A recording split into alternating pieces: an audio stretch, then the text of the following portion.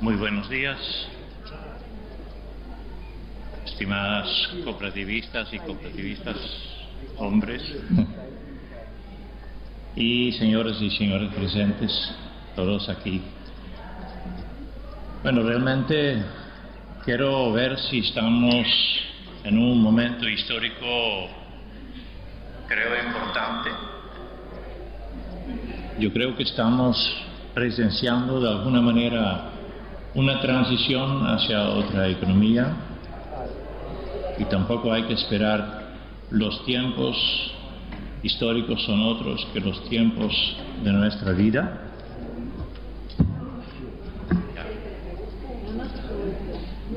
Entonces, yo quiero, mostrar cómo la economía de hoy, lo que hemos hablado recién, como presentaron la economía neoliberal, la economía capitalista, e incluso en qué momento se encuentra ante una crisis más que estructural. Yo creo que es una crisis sistémica, y la pregunta es, ¿qué viene después?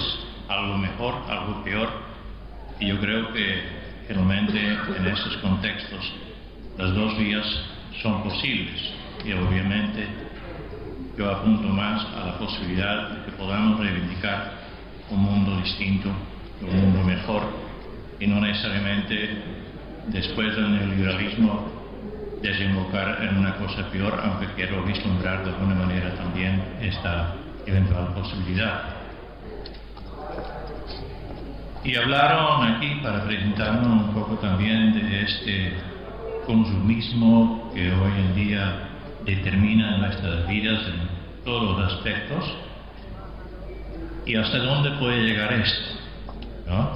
Tiene también algún límite, y dónde se definen los límites de todo esto. Entonces, yo creo que todos sabemos de la vida, de las cosas que compramos, es cada vez más corta, porque no precisa que satisfacen las cosas la vida nuestra, sino que tiene que satisfacer la ganancia para el capital, para las empresas grandes. ¿Y cómo se puede invertir, o cómo la historia va a hacer invertir, y con las luchas sociales nuestras podrán invertir en determinadas circunstancias esta lógica? Sabemos muy bien de que, la lucha contra el cambio climático, los acuerdos de París, sabemos las luchas ecológicas. Yo creo que se habla de desarrollo sostenible, pero siempre se cooptan esos términos, y al final de cuentas termina siempre en lo mismo, que continúa el crecimiento, y sobre todo el crecimiento con ganancia. Y eso tiene un límite. Hoy por hoy el mundo no está creciendo.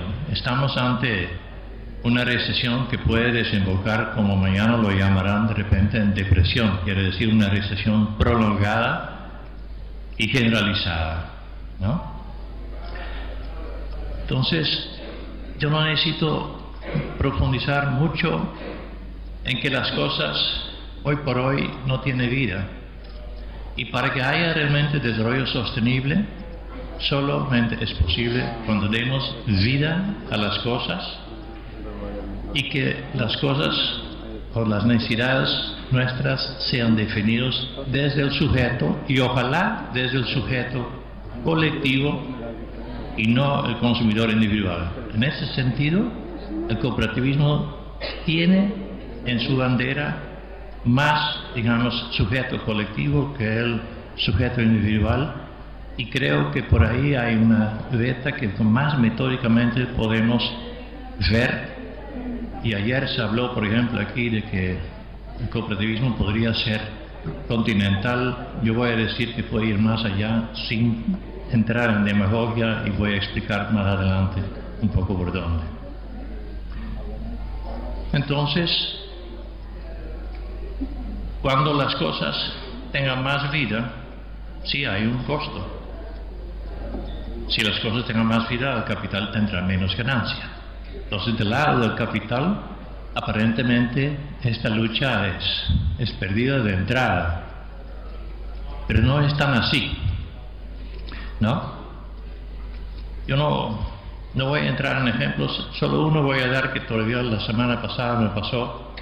Todos tenemos más o menos experiencia con impresoras y los cartuchos para la tinta son más caras que el aparato mismo, ¿no? Entonces yo fui al taller para ver si podía repararlo. Dije, mira, Wim, vaya vos, compra otro y es más barato el aparato con 2 estuches que comprar 2 estuches nuevos. Entonces así está la lógica del capital, ¿no? Y eso va en todo. Y además pretende con esto incluso todavía decir que podemos aspirar al desarrollo sostenible. Por ahí no va entonces. Entonces, ¿cómo puede ser frenado el capital? Porque invertir la lógica quiere decir que las cosas, las necesidades se definen desde el sujeto y desde el sujeto colectivo.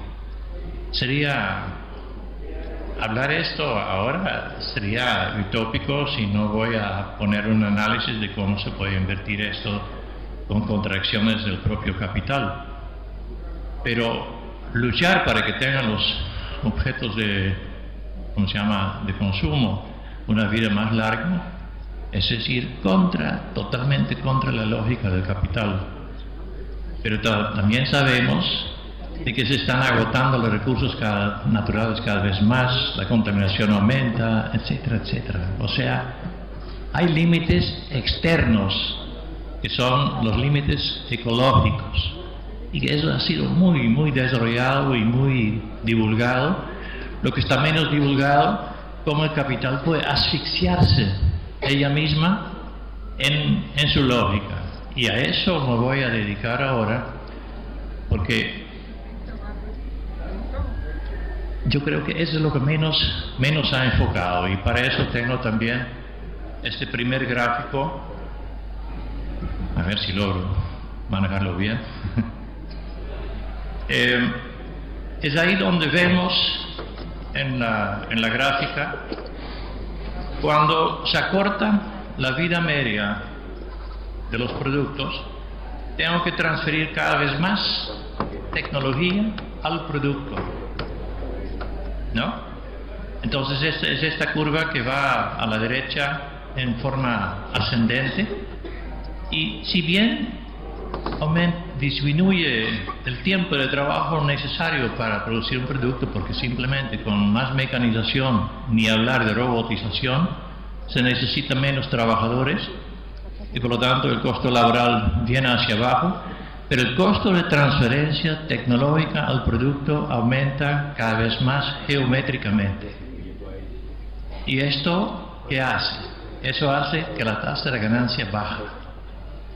Entonces hay algo así muy extraño hoy por hoy, que se ve, por decirlo así, computadores por todo lado, menos en los libros de la productividad del trabajo. O sea, no dar más rendimiento. Más bien, si yo veo, ¿cómo se llama?, lo que sucede en realidad, es que la tasa de ganancia está yendo hacia abajo. Y esto, digamos, aquí es desde 1950, está mostrado allí. Y es una tendencia aparentemente irreversible, ¿no? Pero lo que sucede es que el capital no reconoce explícitamente de que la tasa de ganancia baja por el aumento en el costo de la tecnología que hay que transferir al producto, a investigación y desarrollo y todo esto, sino lo que dice, y esa es la tesis neoliberal que todos conocemos, es demasiado cara la fuerza de trabajo. La culpa la tenemos nosotros, ¿no? Entonces, es ahí donde yo creo que enfoca el neoliberalismo muy claramente. Y si vemos un poco país por país, no voy a mostrarlos todos en gráfico, el país que primero mostró esta tendencia ha sido en la posguerra Estados Unidos, ¿no? Y se refugió en el complejo industrial militar y esto le dio, ¿cómo se llama?, bastantes ventajas en el mundo, porque no solamente logra vender sus productos bélicos mediante, ¿cómo se llama?, sostener, porque para tener demanda de productos bélicos tienes que tener una guerra casi permanente en el mundo. La Guerra Fría fue un escenario excelente, etcétera, etcétera, ¿no? Pero también Europa, digamos un poco más tarde, principios de los años 70, también entró en esta crisis de la baja de la tasa de ganancia. ¿Y cuáles han sido las soluciones, no? Vamos a verlos. En primer lugar, yo creo que en el cooperativismo tenemos en promedio una edad que recordamos un poquito más atrás, cuando estoy hablando con estudiantes, hablar de los años 80, cuando todo el mundo hablaba, aprenda japonés porque Japón tiene el futuro. Finales de los 80 se acabó la fiesta, ¿no? Japón está en crisis desde 1990 hasta la fecha, es una recesión periódica y no ha levantado economía. Entonces, hoy por hoy estamos hablando, aprenda mandarín, ¿no? Porque China tiene el futuro. Y vamos a ver cuál es el futuro de China, ¿no? Porque apostar a China significa también acompañar las transnacionales que se fueron para afuera y dejaron el país sede, lo que Trump tanto destaca, digamos, en sus discursos, que quieren mandarlos de regreso de alguna manera, ¿no? Pero estaban buscando mano de obra barata. Hay otras formas de hacerlo. Yo creo que a partir de la era neoliberal, Estados Unidos buscó el Tratado de Libre Comercio con Canadá y México, justamente para encontrar en México la mano de obra barata, ¿no? Y pregunta a los mexicanos cómo está México. Si se mexicaniza el mundo, que podría ser un escenario futuro, para mí el peor de todos, mira, ahí estaríamos en una situación, yo creo, fatal, y yo voy a mostrar cómo es posible que se mexicanice eventualmente el mundo como el peor escenario, o qué otro rumbo podemos ir. Entonces, la Unión Europea encontró, sobre todo después de la caída del muro de Berlín, otra fórmula. Lo que Alemania no logró en la Primera ni en la Segunda Guerra Mundial, lo logró sin un solo balazo con la Unión Europea. Hacerse una sola Estado, ¿cómo se llama? Unión, un Estado regional. Porque hoy por hoy ni México tiene Estado, lo que tiene es gobierno y tiene nación, pero el Estado, quiere decir el manejo del país, no está más en propias manos. Ni el manejo del país, o como se llama, de los países individuales de la Unión Europea, está cada vez más supeditado a lo que dicta Bruselas. Entonces, Estado-región. Y Japón se quedó más o menos como Japón. Entonces, están en una situación un poco más compleja. Creían que podían anexar la costa de China, pero ustedes han sabido que los chinos no se dejaron recolonizar de nuevo y más bien desarrollaron su propio, ¿cómo se llama?, proyecto económico que hoy compita con los países más avanzados. Entonces, eso significa, bueno, hay una tercera, o sea, y ahí puedo, digamos, también poner un poquito las figuras políticas que hoy en día se dan.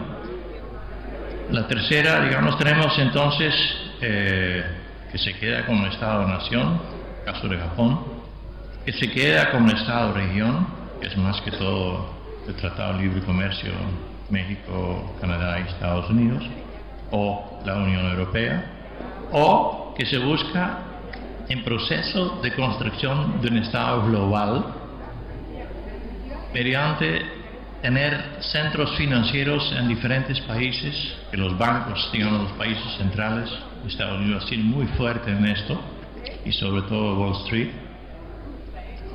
y que las transnacionales se van afuera, y China es y ha sido el país, digamos, más receptor de este capital, ¿no?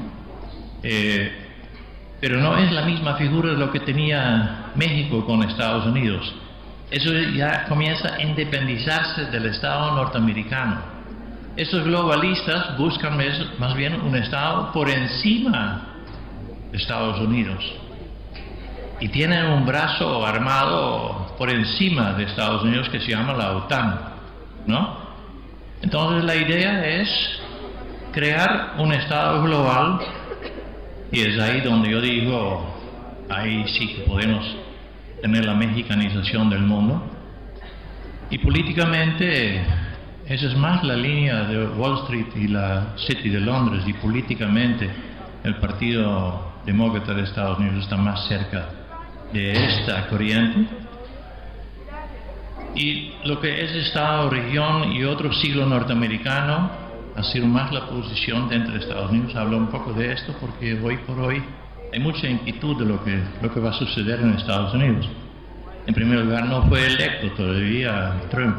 Eso pasa en diciembre, cuando los delegados eligen quién va a ser presidente. Y nunca ha sucedido en la historia de que hay, ¿cómo se llama?, desleales de partido que dan el voto a la otra banda.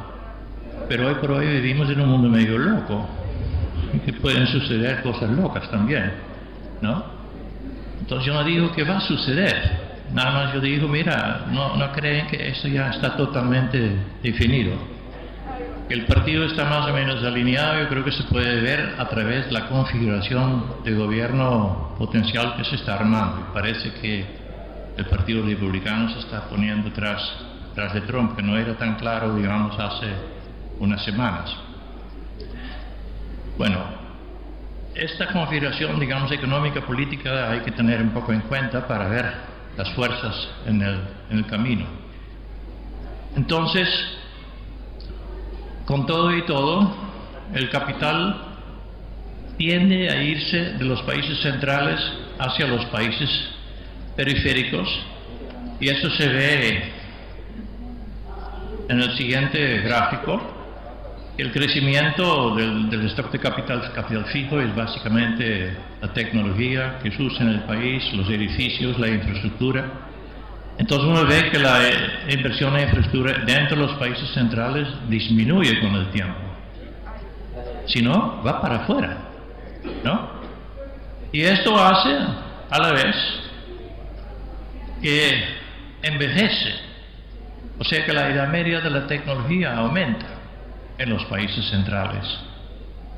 Eso también, ¿cómo se llama?, es lo que Trump un poco señalaba en sus discursos. Mira, se nos están cayendo los puentes, las carreteras son un desastre, toda la infraestructura no funciona, y eso es un poco por el abandono de la infraestructura en el país, cuando el capital tiende a ir afuera para buscar, digamos, una mayor tasa de ganancia, ¿no?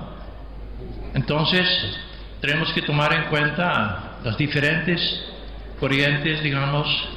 ¿Qué va a pasar con la Unión Europea?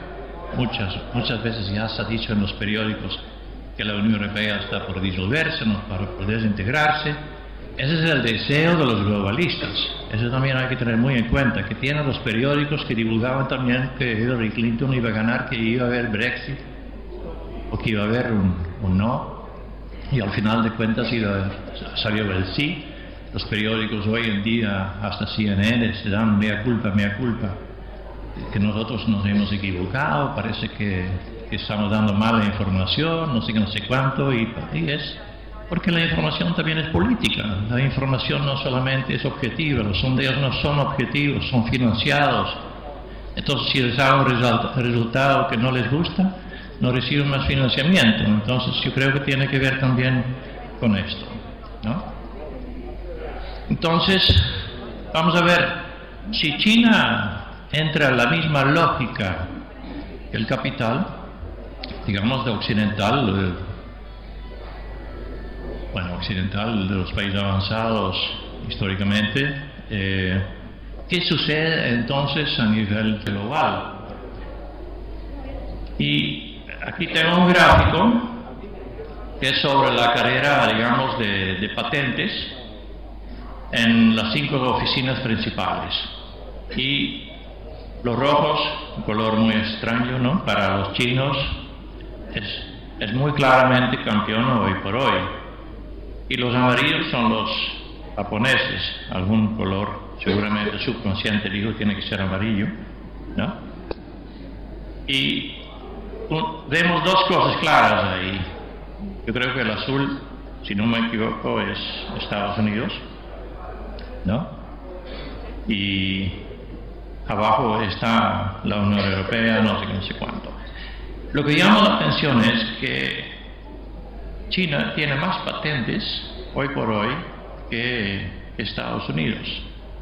China está en el mismo camino que Japón en décadas bien anteriores, 60, 70, 80, ¿no? Entonces la pregunta es, ¿cuándo entra, como lo llaman entre los economistas, la enfermedad japonesa china? Quiere decir que se atropella por la propia innovación tecnológica. Que la innovación tecnológica de repente baja en la tasa de ganancias, baja en la tasa de crecimiento, etcétera, etcétera. Entonces, ven que la línea amarilla desciende, o sea, Japón está participando menos en patentes. Y en realidad, eso revela de que ha llegado a cumplir una función, pero también se agota, la ventaja que genera la innovación tecnológica, pero también implica lo que yo dije, un costo tecnológico que hay que transferir al producto. Toda esta investigación y desarrollo también tiene que ser transferido en algún momento al producto. Entonces, eso significa también, ¿no?, en primer lugar, que hay que tener una mayor calificación de tu fuerza de trabajo. No creer que los chinos tienen fuerza de trabajo poco calificado. Eso era del pasado. Aquí solamente la cuestión de la enseñanza secundaria, que es el 90%. No sé cuál país latinoamericano tenga 90% de la población, con secundaria. Eso no creo que no hay país, digamos, en América Latina que lo tenga. Eso es uno, pero después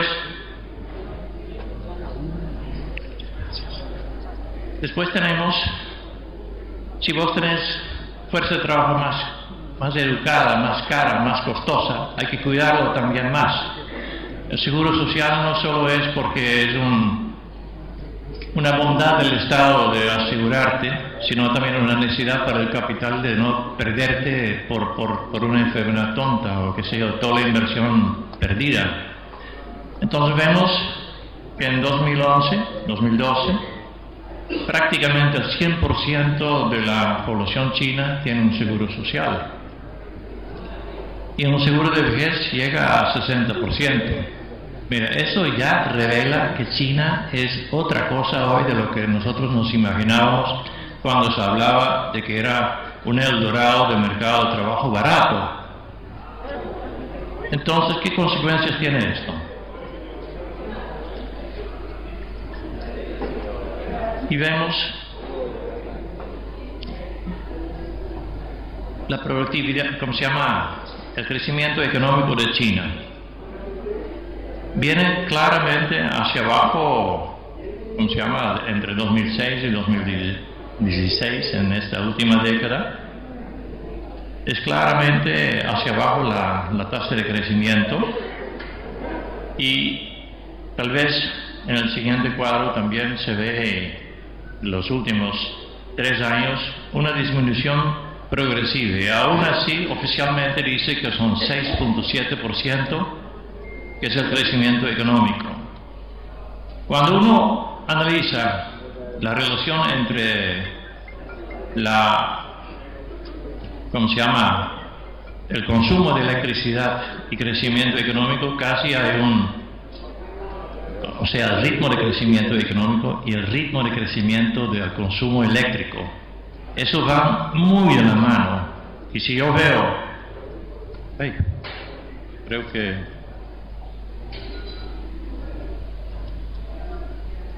es otro.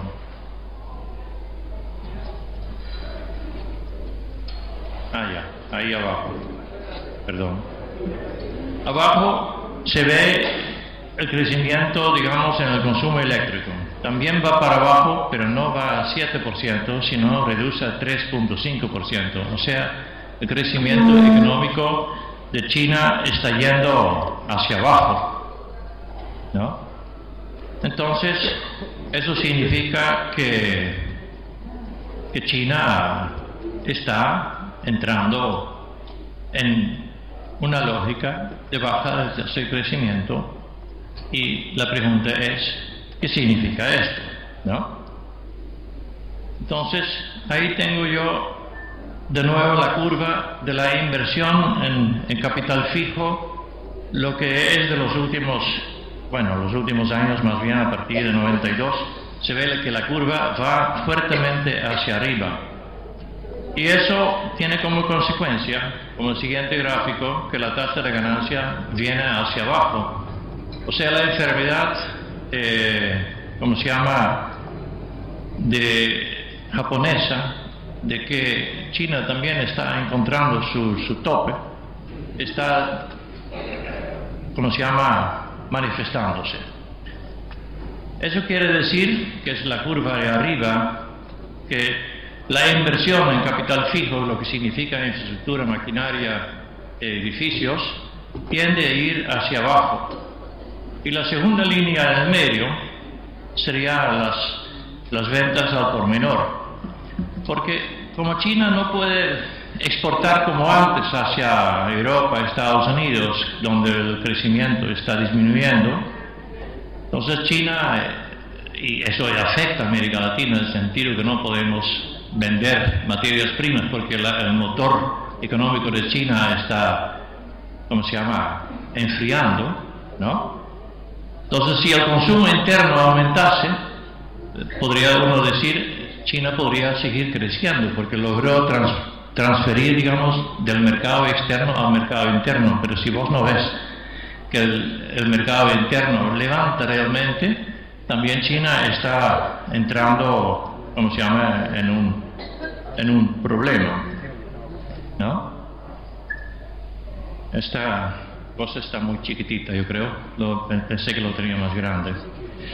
Pero eso es el endeudamiento de China en este momento. China se está endeudando también en forma crecida. Va de 121, no sé cuántos, está en millones o miles de millones, debe ser miles de millones de dólares. En todo caso, va de 121 a 282 entre 2000 y 2014.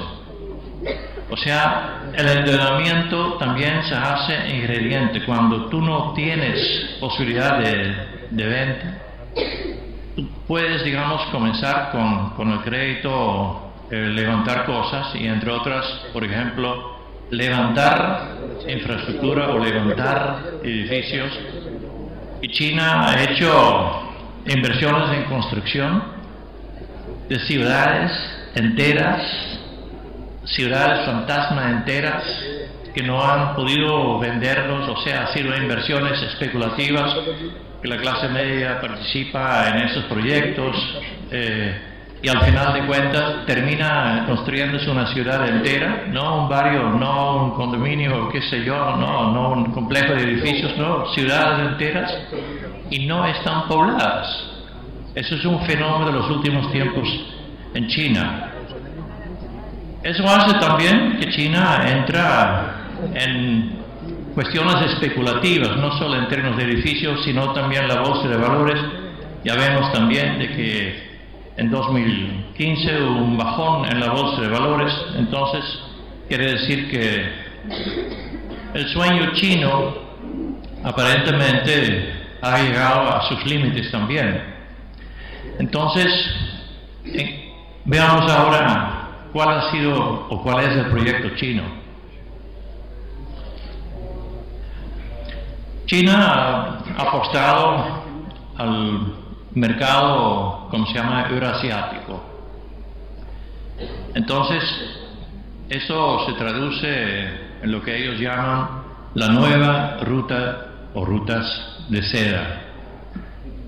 Tal vez los tengo un poco... no me aparecen ahí.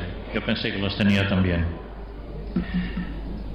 Las nuevas rutas de seda, esa es la integración de Asia, ¿no?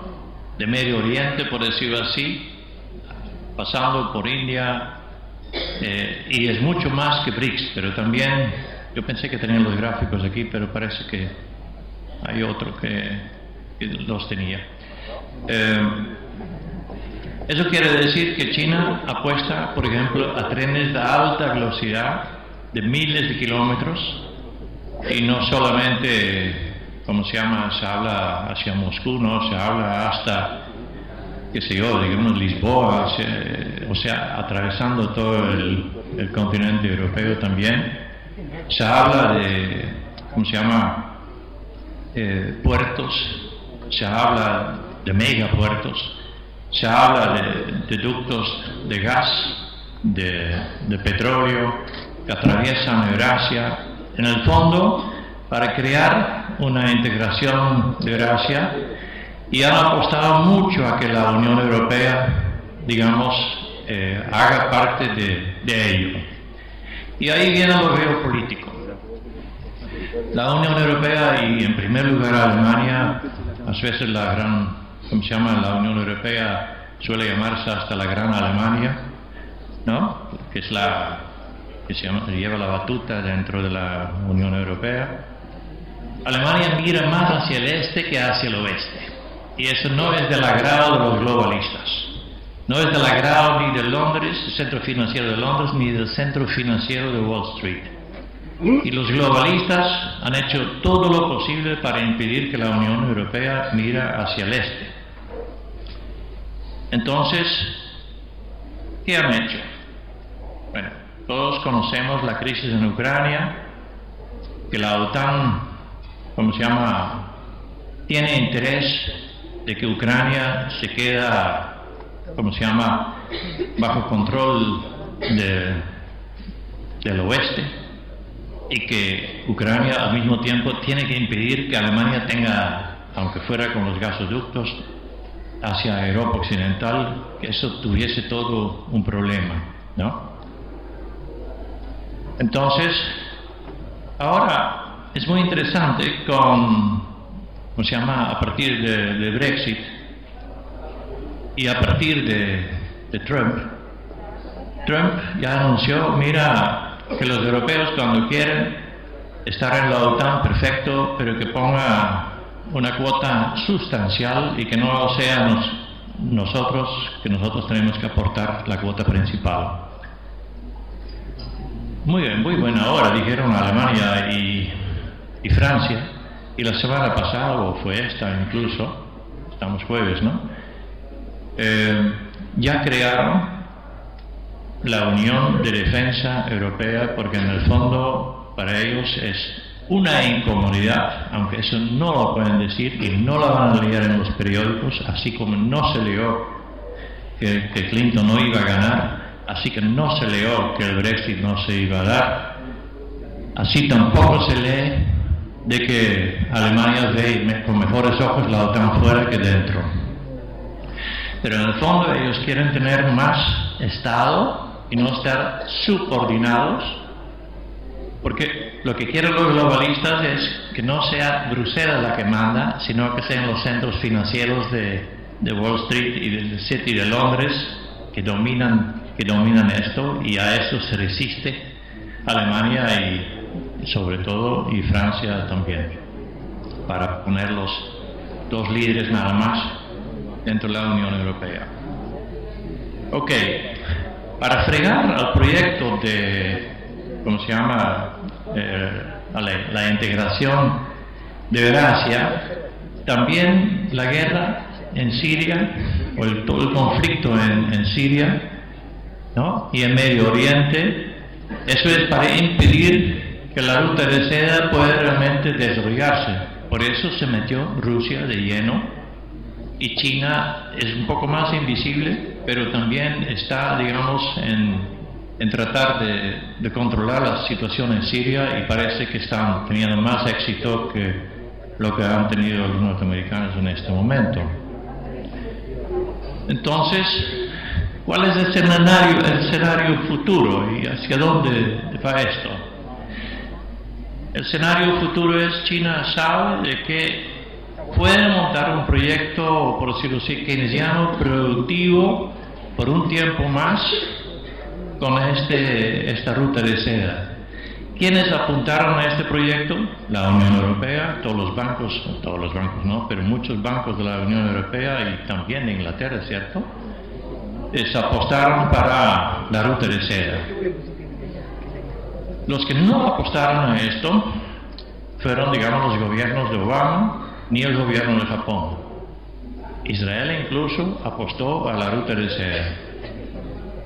Entonces, es interesante también que Trump propone, como se llama, también con China, de meterse con la ruta de seda y con estas inversiones comunes, y con Rusia quiere una actitud distinta. O sea, no es el loco, el cohete sin dirección aparentemente por donde siempre lo han pintado ir, y yo no digo que es para mí un buen candidato, no es a mí de decirlo tal vez tan expresamente, pero creo que en esta vez no había un real candidato con lo cual uno podría identificarse realmente. Y eso no soy yo. Yo creo que eso es el sentir de ¿cómo se llama?, del electorado norteamericano, que en el fondo tuvo un voto de protesta, incluso cuando los republicanos, ¿cómo se llama?, más la élite republicana de repente se distanció de Trump y se apostó más con Clinton incluso. Es ahí donde casi las elecciones se tornan en un referéndum, más continuidad con la élite o algo diferente. Y tampoco es así que fueron, como se llaman, las latinas que más votaron en contra de Trump, que las mujeres no votaron de más a favor de Clinton. Por ejemplo, las mujeres solo tuvieron 54% a favor de Clinton. No es tampoco así tan distante. Entonces, este proyecto es un proyecto que también podemos llamar BRICS. Ahí la ley de Brasil está adelante, cuando en la esencia Brasil anda un poco en la cola de este tren, ¿no?, más con lo que pasó con el golpe blando que dieron en Brasil. Pero hasta Macri de Argentina ya encontró que con los globalistas ni con los otros, como se llaman, más conservadores, había mucha posibilidad de hacer negocios, y volvió con Rusia para centrales nucleares y con China como para otras inversiones. Entonces, en el fondo, en la práctica también están apuntando más hacia este modelo multipolar paulatinamente que hacia la vieja corriente neoliberal occidental. Entonces, ¿cuál es la posibilidad que puede haber? En primer lugar, yo creo que no tenemos que subestimar como se llama, el capital que está detrás de los globalistas. Ellos pueden, por ejemplo, y tienen necesidad de aumentar la tasa de interés, porque no puedes seguir financiando deudas, digamos, con intereses negativos. Han bajado la tasa de interés hasta llegar a tasas negativas, y en el fondo, ¿qué sucede cuando la tasa de interés comienza a ser negativa? tú vas a deshacerte de lo que hace China, de los bonos del tesoro, porque, digamos, ni los fondos de pensiones están interesados en estas cosas cuando las tasas de interés están a la baja. Eso no es China, sino es a nivel global cómo se están deshaciendo los bonos del tesoro de Estados Unidos. En algún momento van a tener que aumentar las tasas de interés, y cuando aumentan las tasas de interés también se estallan las burbujas, la deuda, de las propias empresas que se han endeudado, la deuda de los propios bancos, las deudas de nosotros todos, ¿no? Con la compra de carros, la tarjeta de crédito, los estudiantes que están endeudados, sobre todo en Estados Unidos, hasta el pescuezo, que van a ser esclavos, por decirlo así, de su deuda el resto de su vida, o tienen que vivir en Hotel Mami porque no hay posibilidad de conseguir una casa propia, etcétera, etcétera, ¿no? Entonces, cuando aumenta esta tasa de interés, estalla la crisis. Y Trump no es tonto, él dijo también, y lo tengo en mi blog, él dijo ya hace un mes, mira, esas tasas de interés van a aumentar tras de la elección, y sobre todo cuando gano lo hacen con mucho gusto, porque le pueden tirar toda la culpa, toda la responsabilidad a él de la crisis que estalla. Entonces ahí puede intervenir de alguna manera un gobierno de excepción, qué sé yo. Hoy por hoy todo es posible. O sea, no es así nomás que ya tenemos claro cómo va a ser el gobierno norteamericano a futuro, y eso genera mucha inseguridad en el mundo entero. Yo creo que apuesto a que el mundo multipolar va a triunfar. O sea, va a triunfar porque, digamos, si los globalistas ganan, puede decir uno, bueno, ok, yo encuentro a la señora Clinton una persona más decente, más culta, todo razón, ¿no? Pero es otra política, no hay que ver solo si ella, modestia aparte, porque tampoco es la persona destacada por su modestia, ¿no? Creo que hasta los argentinos porteños quedan cortitos a la par de ella, ¿no? Yo quiero mucho a los argentinos y escribí el último libro junto con un porteño, así que no se preocupen, tampoco es algo personal, ¿no? Es más que todo para decir cómo está la señora Clinton, ¿no? No tanto cómo están los compañeros argentinos. Yo creo que ¿cuánta vida tiene un modelo multipolar? ¿Y eso qué significa? Significa que no es una sola moneda que va a ser la moneda de referencia, sino una canasta de monedas. Yo creo que esta tiene más posibilidades de que, con un modelo multipolar, pero también es porque China entró, digamos, en el FMI, y ya han reconocido el yuan con un modesto porcentaje, creo 10% o algo así. Pero sepan una cosa, el yuan está respaldado en oro.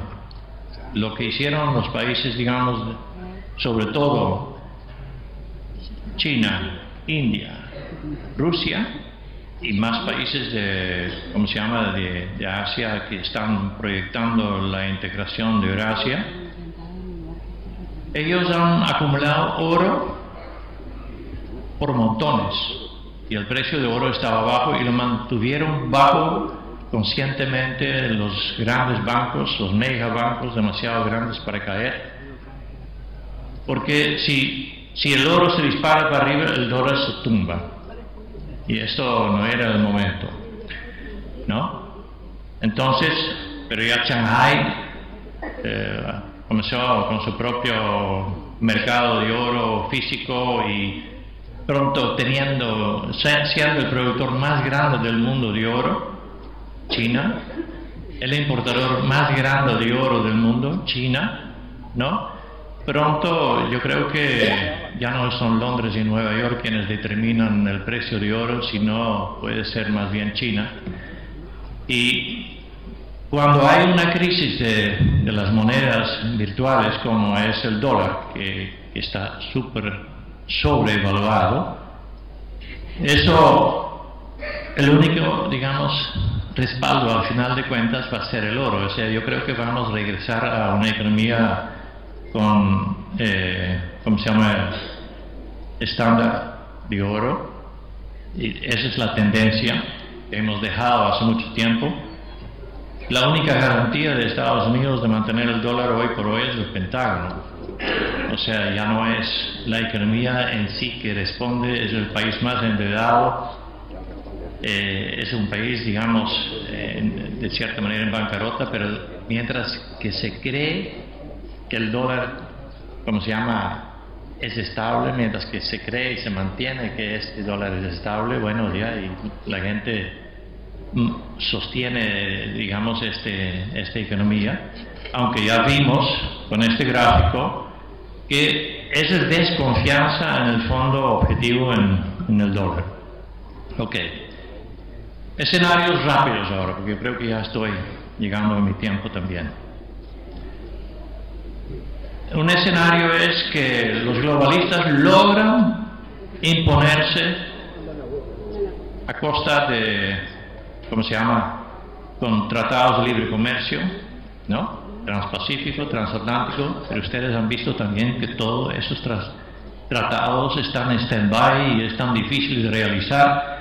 O sea, yo creo que los globalistas están hoy por hoy perdiendo terreno ante el nacionalismo ascendente, y ahí de nuevo digo yo, explico por qué Trump viene ahí, porque vienen con la tesis nacionalista, y en Europa, dentro de unos meses en Holanda, yo soy holandés, yo puedo hablar mal de mi país, no dejo que otros hablen mal de mi país, ¿no? Pero ahí también el partido de, ¿cómo se llama?, más xenófobo, más nacionalista, ¿cómo se llama?, tiene grandes posibilidades de salir como el principal partido. Nunca un partido solo puede gobernar en Holanda, y hay que ver si puede hacer las alianzas del caso, ¿no? Después viene Marine Le Pen en Francia, y la tesis es cada vez más, no queremos más esta globalización, estamos asqueados de la globalización.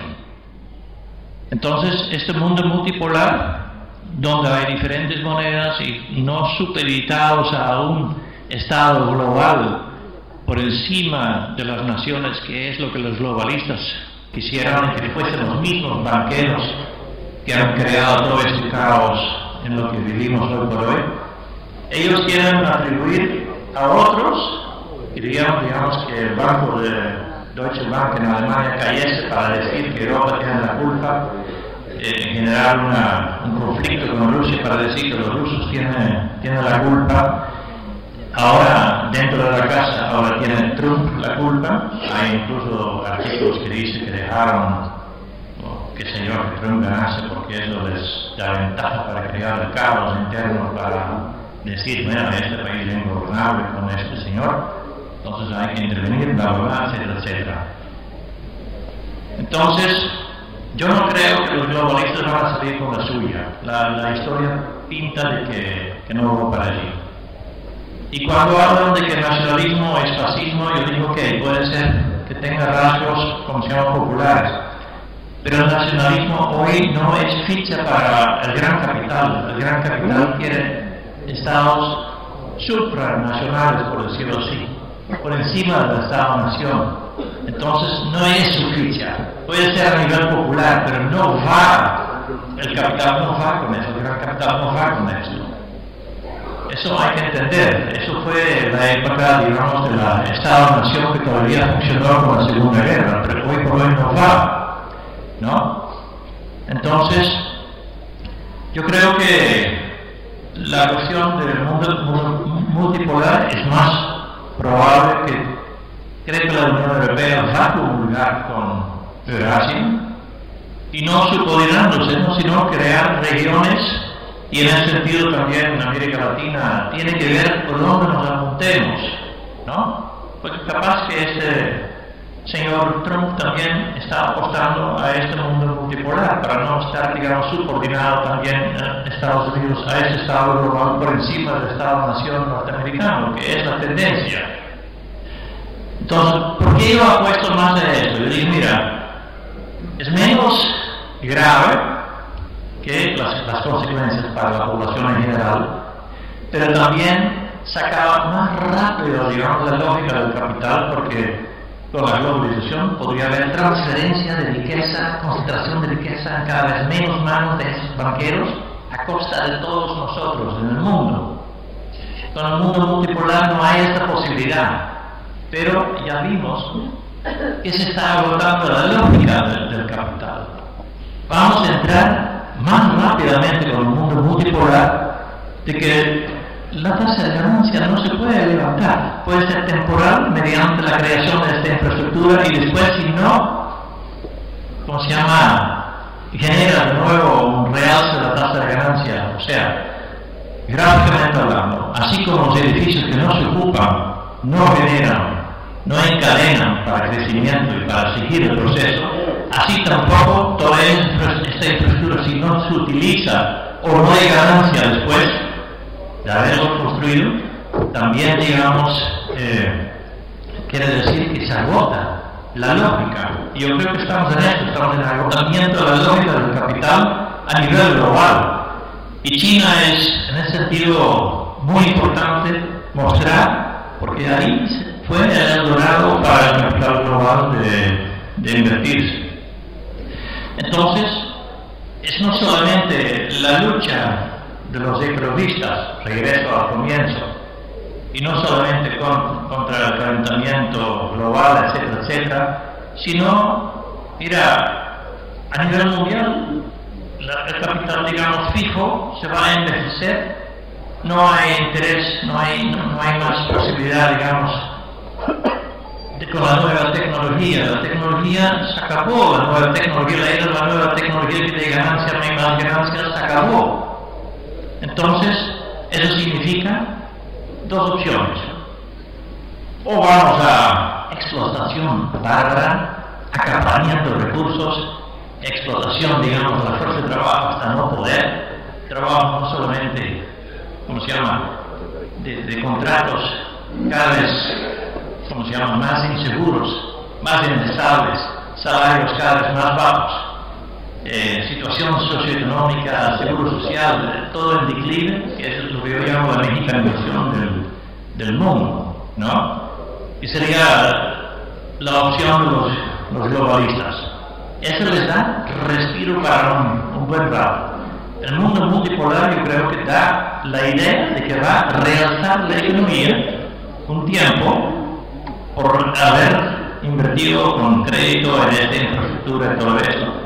Pero no va a ser por largo tiempo que se revela que el crecimiento no se levanta.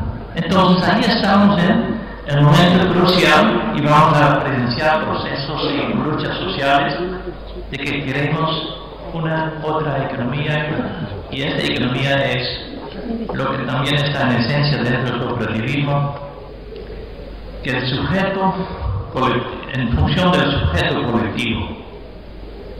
Entonces, bueno, podemos decir que estamos otra vez al socialismo real bueno, incluso un economista bastante renomado, como se llama, de fama internacional, Samir, dice que en Rusia ya hay una fracción que dice que tenemos que volver al capitalismo del Estado, pero con voz popular y ya no desde el centro del poder. Esa es la transición hacia donde tenemos que irnos. Y yo creo que esta transición históricamente está vislumbrándose, se está viendo, digamos, pero una vez más los tiempos históricos no son como los tiempos de uno. Y probablemente yo tengo suficiente edad para no verlo, ¿no? Aunque uno lucha un poco por esto. Entonces, ¿cómo sería esto? Sería una economía donde los productos tienen más vida. En primer lugar, yo voy a decir que solo así y con crecimiento negativo es posible crear mayor bienestar, pero no crecimiento negativo en todos los lugares, ¿no? En los lugares donde el consumismo ha penetrado más y en los sectores donde el consumismo ha penetrado más. Quiere decir que en el norte tiene que ser muchísimo más que en el sur. ¿Eso es menos bienestar? No. Si las cosas me rodean más tiempo, bueno, yo todavía escucho a mi abuela, ¿no? Que valoraba más lo viejo que lo nuevo, ¿no? Y bueno, hay un lugar en América Latina donde ya existe la vida eterna, que es Cuba. Son los únicos que tienen la vida eterna. Todo tiene que durar eternamente porque no hay uno nuevo, ¿no? Ese es el otro extremo, ¿no? Pero los cubanos, bien saben, yo con esto de alargar la vida media de las cosas, en Cuba no puedo decirlo, porque es más todavía de lo que, ¿no? Eso hay muy claro. Entonces, esta definición, bueno, yo creo que en toda América Latina, en cada capital, ¿no? Manejar auto hoy por hoy es una forma de estrés que uno tiene. Y cada vez hay más autos, más crédito para tener un carro nuevo, no sé cuánto, y las calles no dan abasto. Pero mientras que no hay un adecuado, ¿cómo se llama?, manera de pensar sobre el transporte público como mayor prioridad que el auto privado, no se va a resolver esto. O sea, tiene que haber pensamiento para el sujeto colectivo, que es invertir la lógica, porque ahora es para el individuo, ¿no? Consumidor individual, y el cooperativo tiene ahí vetas, digamos, que van de por medio. Y creo que también el cooperativismo, ayer escuché que tenemos que pensar en la integración latinoamericana. Yo creo que tenemos que ir más allá.